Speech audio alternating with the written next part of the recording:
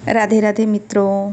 सावन मास के महात्म्य के जो हम श्रवण कर रहे हैं उसकी धारा में आपका फिर से स्वागत है मेरे राधे चैनल में। इसकी अध्याय के आज चौथा अध्याय में आपको सुनाने जा रही हूँ। हर हर महादेव मित्रों, सावन मास महात्म्य के पिछले अध्याय में शिव जी ने ब्रह्म कुमारों से श्रावण मास व्रत और लक्ष्य व्रत का वर्णन किया। आज इस अध्याय में धारणा, पारणा व्रत, मासो उपवास व्रत और रुद्रवर्ती व्रत आदि विधि के साथ वेश्या सुगंधा की कथा भी हम सुनेंगे और जानेंगे कि महापापी वेश्या कैसे शिवलिंग में विलीन हो गई। तो शुरू करते हैं। भगवान सदाशिव ने सनत कुमारों से कहा, हे सनत कुमारों, हे ब्रह्मपुत्र, जब मैं तुम्हें धारण पारण व्रत का वर्णन करूँगा तो अब तुम ध्यानपूर्वक इसे सुनो। प्रतिपदा के दिन से आरंभ कर के सर्वप्रथम पुण्यवाह वाचन करना चाहिए। इसके बाद मेरी प्रसन्नता के लिए धारण पारण व्रत का संकल्प करना चाहिए। एक दिन धारण करें और दूसरे दिन पारण व्रत करें। धारण में उपवास तथा पारण में भोजन होता है। श्रावण मास के समाप्त होने पर सबसे पहले पुण्यवाह वाचन और कीर्तन करना चाहिए।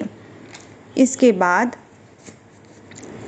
माननीय आचार्य तथा अन्य ब्राह्मणों को वरण करना चाहिए। तत्पश्चात पार्वती तथा शिव की स्वर्ण निर्मित प्रतिमा को जल से भरे हुए कुंभ पर स्थापित करनी चाहिए। फिर रात भर शक्ति द्वारा अर्चन करना चाहिए। रात को शिव महापुराण का श्रवण कीर्तन आदि करते हुए जागरण करना चाहिए। अगले दिन स्नान व दैनिक कार्यों से निवृत्त होकर हवन करना चाहिए। हवन में त्र्यंबकम यजामहम मंत्र का जप करते हुए तिल और चावल से आहुति देनी चाहिए।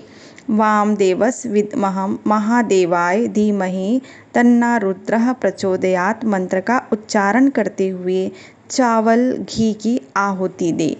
खीर की आहुति देते समय ओम नमः शिवाय मंत्र का उच्चारण करें।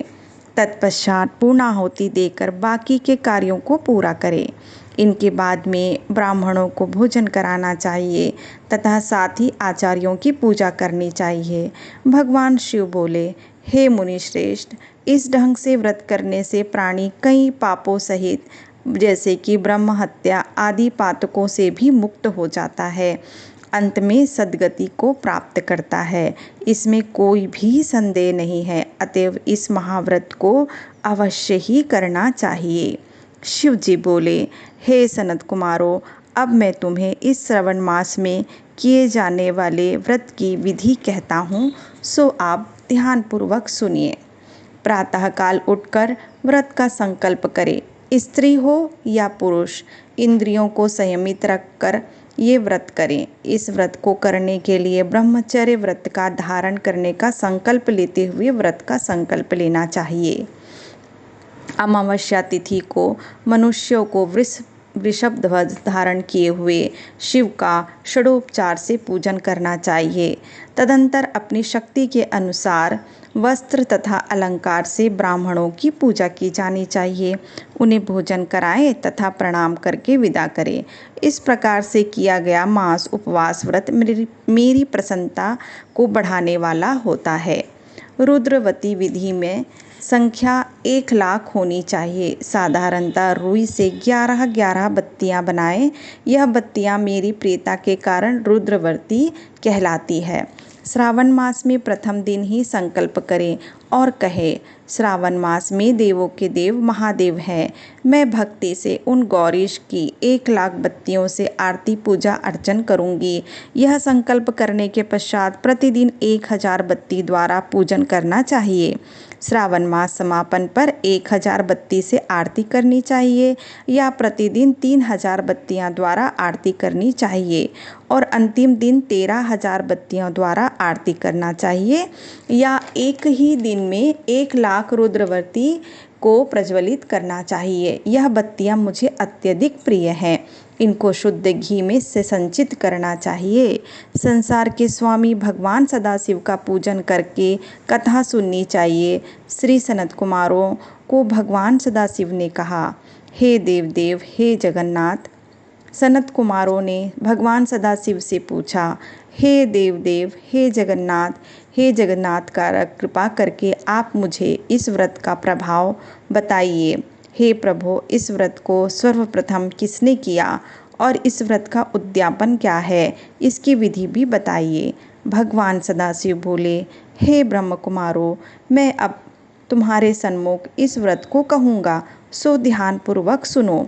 यह व्रत सब व्रतों में श्रेष्ठ तथा महान पुण्य प्रदान करने वाला है, साथ ही संपूर्ण पाप ताप को हरने वाला है। इससे प्रीति तथा सौभाग्य की प्राप्ति होती है। पुत्र पौत्र समृद्धि को देने वाला यह व्रत भगवान श्री सदाशिव को अत्यंत प्रिय है। इस व्रत को करने से उत्तम शिवलोक की प्राप्ति होती है। सत्य तो यह है कि तीनों लोकों में भी रुद्रवर्ती व्रत जैसा कोई भी श्रेष्ठ व्रत नहीं है। इसके संबंध में मैं अब एक पुरातन कथा कहूँगा, सो आप ध्यानपूर्वक सुनो। क्षिप्रा नदी के सुंदर तट पर उज्जैनी नामक सुंदर नगरी थी। उस नगरी में सुगंधा नामक एक परम सुंदरी वेश्या रहती थी। उसने अपने साथ संसंग करने के लिए अत्यंत दुस्सह शुल्क निश्चित किया था। 100 स्वर्ण मुद्रा देकर संसर्ग करने की शर्त रखी थी। उस सुगंधा ने युवकों तथा ब्राह्मणों को भ्रष्ट कर दिया था। उसने राजाओं तथा राजकुमारों को नग्न कर उनके आभूषण आदि लेकर उनका तिरस्कार किया करती थी। इस प्रकार उस सुगंधा ने बहुत लोगों को लूटा था। उसके नाम के अनुसार ही उसके शरीर से सुगंध से कोशों का स्थान सुगंधित रहता था। एक कोश का स्थान सुगंधित रहता था। वह पृथ्वी तल पर रूप, लावण्य और कांति की मानो निवास स्थली थी। वह 6 रागों और 32 रागनियों के गायन में तथा उनके अन्य बहुत से भेदों की भी गान क्रिया में अत्यंत कुशल थी। वह नृत्य में रंभा आदि देवांगनों को भी तिरस्कृत कर देती थी और एक एक पग पर अपनी गति से हाथियों तथा हंसों का उपहास करती थी। किसी दिन वह सुगंधा कटाक्षों तथा भौहों का चालन के द्वारा काम बाणों को छोड़ती हुई क्रीड़ा करने के विचार से क्षिप्रा नदी के तट पर गई। उसने ऋषियों के द्वारा सेवित मनोरम नदी को देखा। वहाँ कहीं विप्र ध्यान में लगे हुए थे तथा कहीं जप में लीन थे, कहीं शिवार्चना में तल्लीन थे तो कहीं विष्णु पूजन में लीन थे। हे महामुनि, उसने उन ऋषियों के बीच में विराजमान मुनि वशिष्ठ जी को देखा। उनके दर्शन के प्रभाव से उस पापीन की बुद्धि धर्म में प्रवृत्त हो गई। जीवन तथा विशेष रूप से विषयों से उसको विरक्ति हो गई। वह अपना सिर बार बार झुकाकर अपने पापों की निवृत्ति के लिए मुनि वशिष्ठ जी से उपाय पूछने लगी। सुगंधा बोली, हे अनाथनाथ, हे विपेंद्र, हे सर्व विद्या विशारद, हे योगेश, मैंने बहुत से पाप किए हैं। प्रभो, उन समस्त पापों का नाश का उपाय बताइए। भगवान सदाशिव ने श्री सनत कुमारों से कहा, हे सनत कुमारों, सुगंधा के इस प्रकार कहने पर दीनवत्सल श्री वशिष्ठ जी अपनी ज्ञान दृष्टि से उसके कर्मों को जानकर आदरपूर्वक कहने लगे। श्री वशिष्ठ जी बोले, भद्रे, तुम मेरी बात को ध्यानपूर्वक सुनो। मैं तुम्हारे समक्ष उस उपाय को कहूँगा जिससे तुम्हारे समस्त पापों का नाश हो सकता है। हे भद्रे, तीनों लोकों में विख्यात वाराणसी में जाओ। वहाँ जाकर तीनों लोकों में दुर्लभ महान पुण्य देने वाले तथा शिव के लिए अत्यंत प्रीतिकर रुद्रवर्ती नामक व्रत को उस क्षेत्र में करो। यह व्रत अत्यंत पुण्य देने वाला तथा मन को शिव भक्ति में लगाने वाला है। भद्रे, इस व्रत को करके तुम परम गति प्राप्त करोगी। शिव जी ने सनत कुमारों से कहा। श्री वशिष्ठ जी के मुख से यह वचन सुनकर सुगंधा अपना धन लेकर सेवक तथा मित्र सहित काशी में पहुंची और उसने वहां वशिष्ठ जी के द्वारा बताए अनुसार विधान से व्रत किया। बस फिर क्या था, वह सुगंधा अपने पंच भौतिक शरीर को त्याग कर शिवलिंग में लीन हो गई। हे सनत कुमार, इस प्रकार जो स्त्री इस दुर्लभ व्रत को करती है, वह जिस वस्तु की भी इच्छा रखती है वह उसे निसंदेह ही प्राप्त करती है। हे सुव्रते, अब आप माणिक्य व्रतियों का महात्म्य सुनो। इससे जो भी स्त्री करती है स्त्री मेरे अर्ध आसन की अधिकारी हो जाती है और महाप्रलय पर्यंत मेरे लिए प्रिय बनी रहती है। अब मैं इस व्रत की संपूर्णता के लिए उद्यापन का विधान बताऊंगा।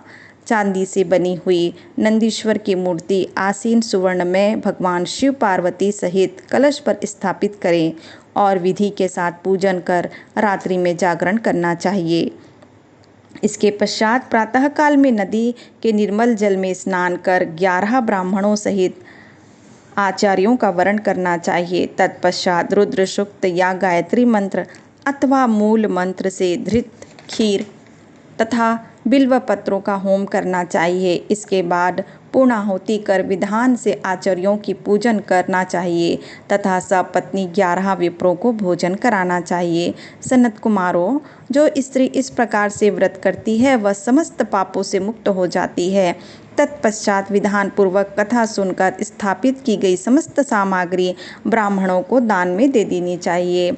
इससे निश्चित ही 1000 अश्वमेध यज्ञ की फल की प्राप्ति हुआ करती है। इस प्रकार श्री स्कंद पुराण के अंतर्गत ईश्वर सनत कुमार संवाद में श्रवण मास महात्म में धारणा, पारणा, मासो उपवास, रुद्रवर्ती कथन नामक चौथा अध्याय पूर्ण हुआ। शिव शंकर की पावन कथा और इसके महत्व को सुनने मात्र से ही प्राणियों का कल्याण होता है।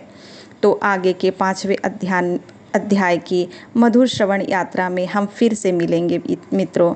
तो जोर से जयकारा लगाइए, बोलिए हर हर हर महादेव, पाप हर संताप हर। राधे राधे।